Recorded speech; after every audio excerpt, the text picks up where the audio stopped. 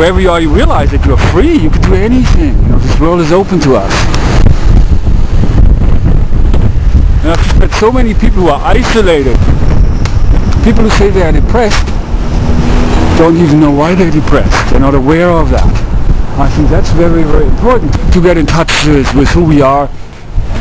And not only with our own, well, pain, you know, which is very, very important. It's a scary thing, though. Get in touch with our own demons, our own suffering. But to also get in touch with our joy, our laughter, our wonder, our passion. Passions, rather, I should say. The passion for a passion for life, which is something we never really grow up with, as we are. Life becomes a dread. Life becomes something that is we're being told by others how to be and what to think, and what to do, and then we gain the illusion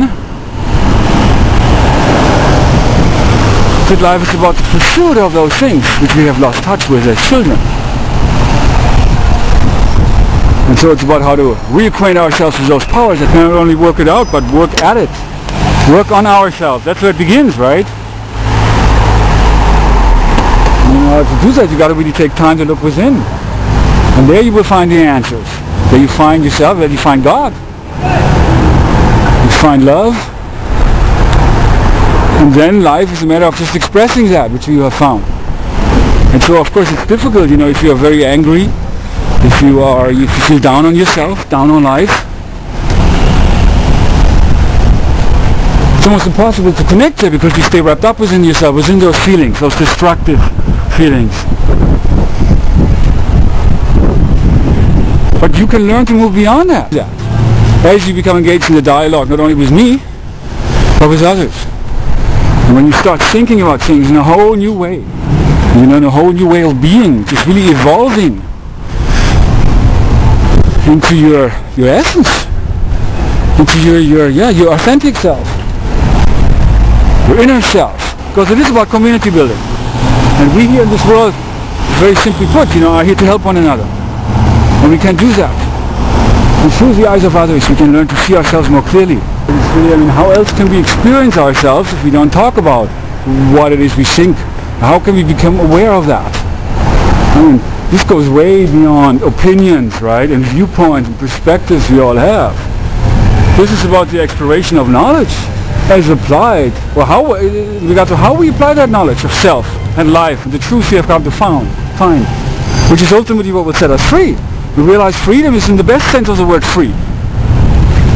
When we see this and we uncover that within ourselves and we allow for that, we see that everywhere. It really needs to begin with the acceptance. It's not about, you know, how we, what we approve of or what we like. This is about reality. This is about learning how to create our own reality. And to become real. That's the key. And to become authentic. Become balanced. Internally active and alive. I'm paraphrasing, among others, Erich Fromm. For those of you who know Erich Fromm, are familiar with those ideas. And how to overcome alienation and separation.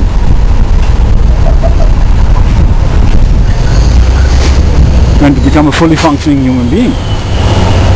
Which, if that is happening, if you learn that,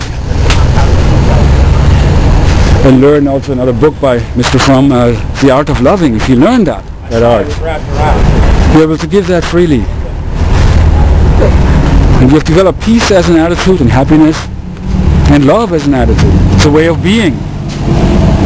By being this, we attract that. And that is something, you know, where I'm very much find myself. And I'm somehow have it a little bit backwards, you know, because I'm very much needy for love. And enjoy that attention of others. And it's very, very difficult for me to give attention and to reach out to others, which I do through online ads, and I've done mainly. And, you know, this huge library on YouTube and, you know, everything from MySpace and Tribe and countless other internet sites I just have joined.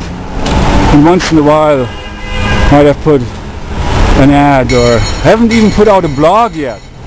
So that knowledge is just, I'm aware of these things, but it's difficult for me to give it. I seek it, But with this attitude which somehow comes across, I've pushed a lot of people away. And so I've learned that. I learned to see myself more clearly. We always do through the eyes of others.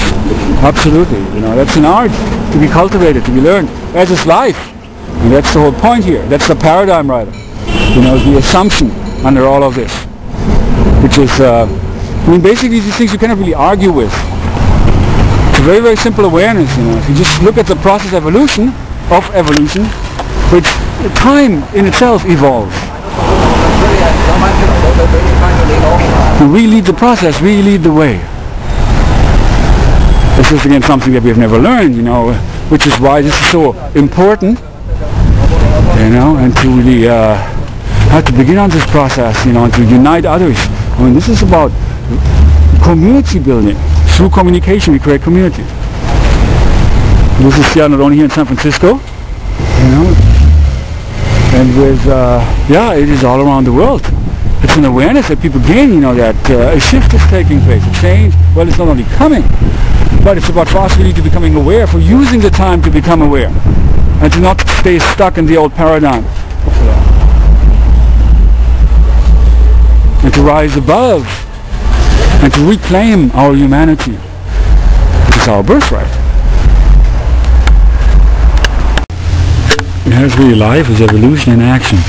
No doubt about that. Everything evolves. That's beautiful. Perfection in action. It's life. God in action. Love in action.